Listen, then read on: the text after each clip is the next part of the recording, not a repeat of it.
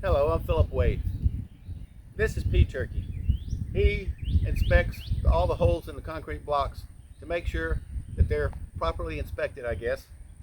He does a good job of it. Sticks his head all the way down there and looks at everything.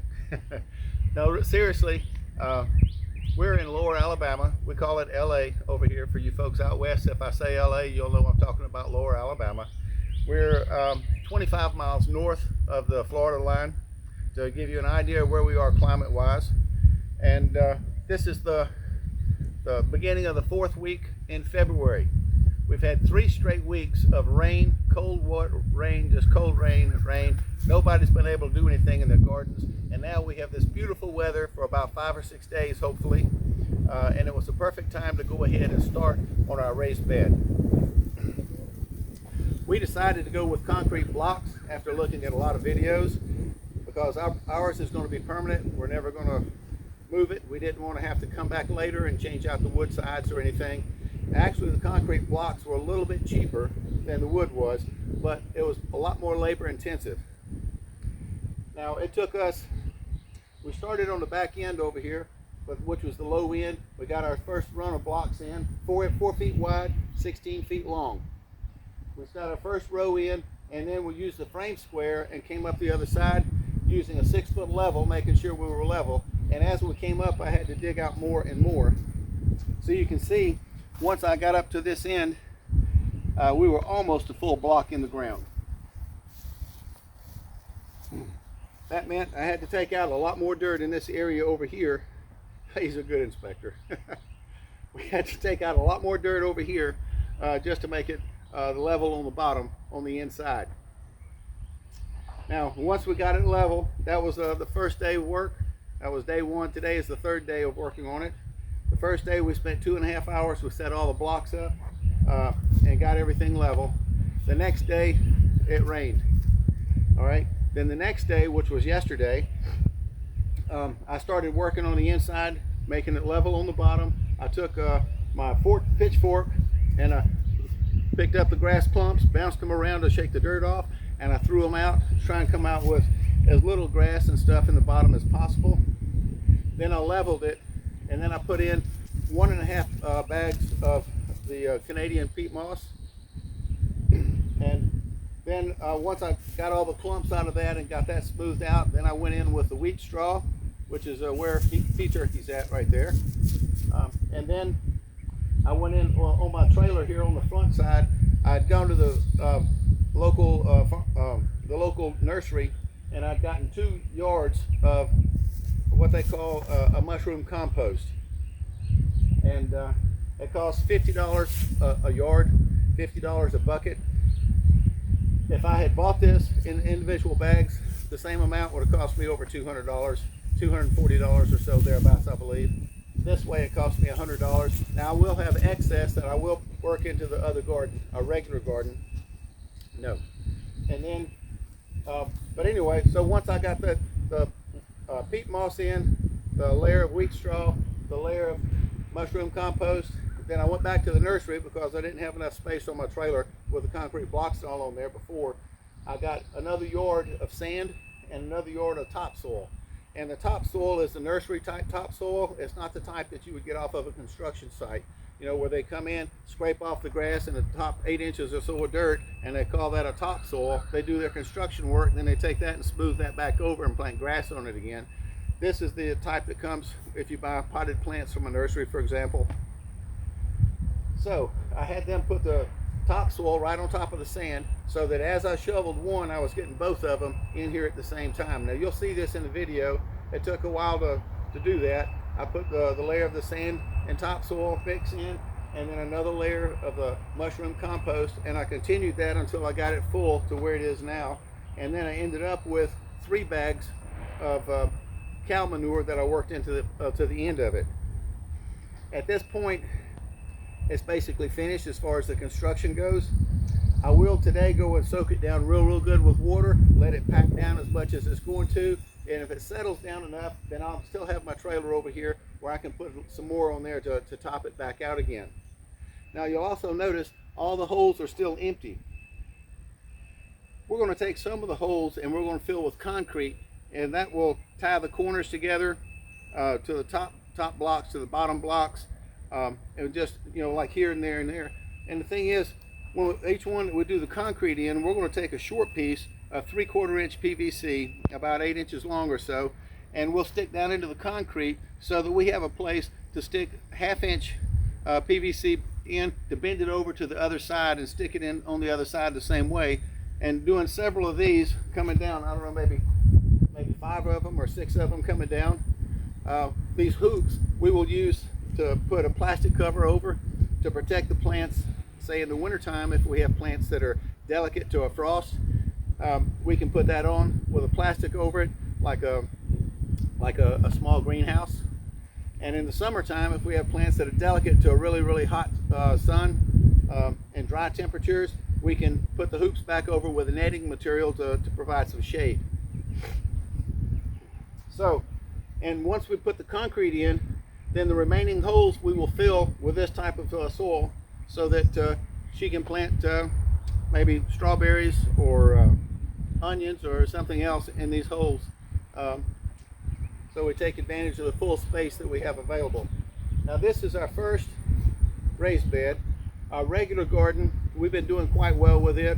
Last year we got lots and lots of broccoli, Brussels sprouts, cabbage, tomatoes.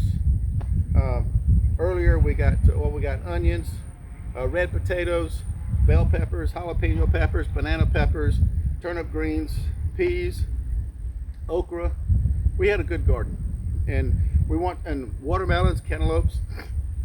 But this year we want to do this, and she wants to plant herbs in here. And plus, with the videos that I've seen, I saw one particular video, and I will give you a reference to that video later in this, to do the carrots. Now, I've tried carrots 3 different years, and I've never had any results, any luck with it, and I never knew why. But once I saw this other lady's video on YouTube about the way she does her carrots in her raised bed, that's when I realized, told my wife, okay, we've got a real problem here on our carrots. It's time for us to build our raised bed that we've been talking about for several months. So this is it. So hopefully you'll like the video and the subsequent videos that we're going to make as we grow in this, and also as we prepare and grow in our regular garden. We'll see you later. Thank you. So this is where she wants to build the raised bed. You can see the shade here as I back up towards the fence. It's about 8 o'clock in the morning in the middle of February. So the sun's still at a lower angle a little bit, but this is a good sun area. It's fully open. You can see in the distance over here, here's the muscadine vines. So she wants to make this go north and south. 2 layers high concrete block, 4 feet by 16 feet. So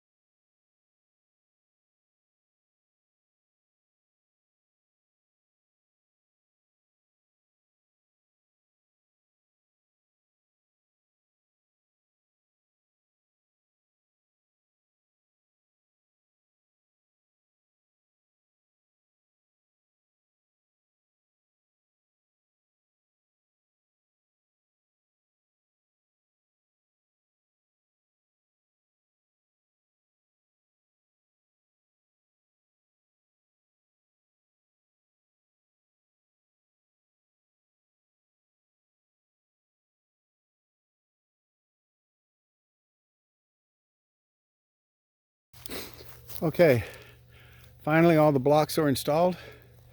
Well, we got this far in 2.5 hours the other day, and yesterday about 7:30 in the morning it came a downpour. According to the weatherman, it was just supposed to be a cloudy day all day, and I was thinking it's a good day to get out here and finish all this up. But and then this morning we frosted. It was about 38, 39 degrees. So I decided, you know what, I can wait on this until at least it gets up to about 50 degrees. Well, the current temperature is 53. It's beautiful outside. It's supposed to get about another 15 degrees.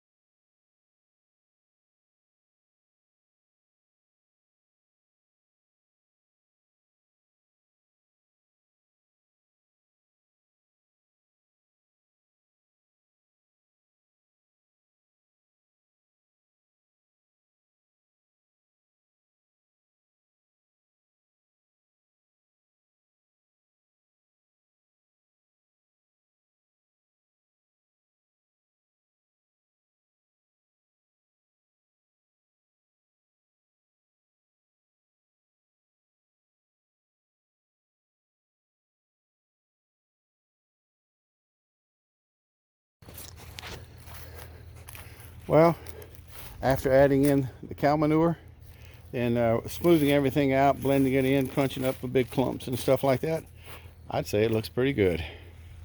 So we're just going to let it rest tonight, and then I have to figure out which holes are going to have the concrete in there for the post holes, the post bases.